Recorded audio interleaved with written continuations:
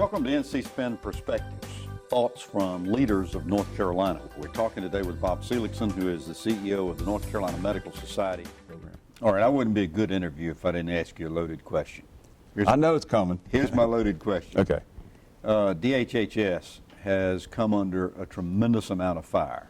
There are members of the legislature, particularly in the Senate, that are calling for Secretary Voss's resignation. They're saying it's disorganized, it's not well managed.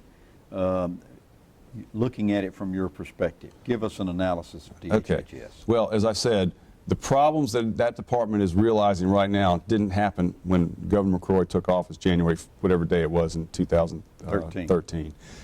They were there and they were waiting on them. I have met repeatedly with the secretary and some of her senior people, and I can tell you, the lady is incredibly dedicated. You know, she's got a lot of. She's just committed. I think she comes from a family of public service. Her father was involved in rescuing Holocaust survivors. So, you know, in his army when back in her country, and so I think she has a real. She doesn't need to work. So.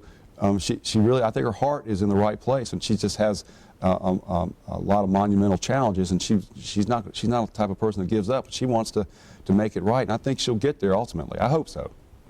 All right, you don't pull punches with people, so if you're telling me this, then I assume that you really believe that there's hope that this is going to work.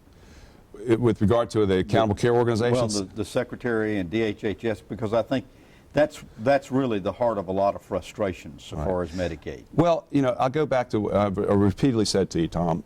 They inherited a mess. You know, and it wasn't through one administration, it's through several administrations. I've said this repeatedly in interviews across the state for the past 2 years.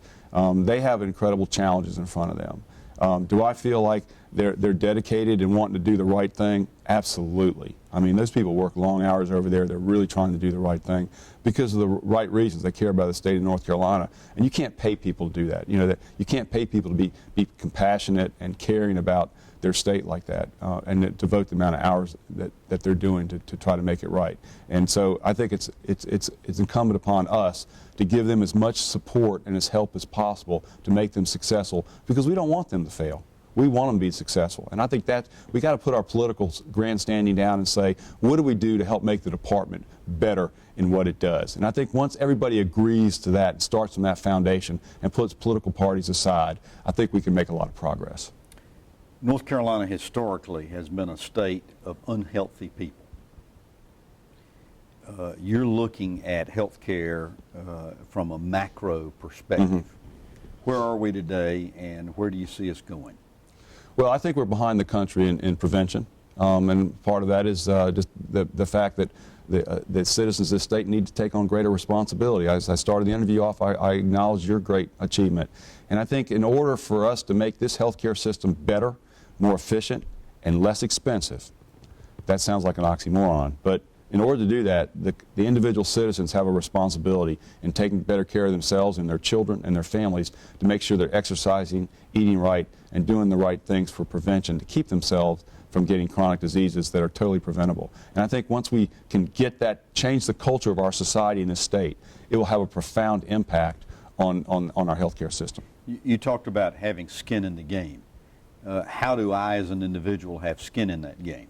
Well, I think you want to live a long time. I think that's the skin in the game. You want to live a long time. You want your spouse, you want your children to live long and healthy lives, and so you have a responsibility. The skin in the game is: do you want to live a long, healthy life, or do you want to develop chronic diseases that may prematurely cut your life short? And that's what it gets down to. I mean, we can talk about eating right and working out all we want, but until we as individuals recognize that we are ultimately the masters of our destiny by taking better care of ourselves, that's not going to change the healthcare system. And certainly, you know, whether you're rich or poor, it's across the board.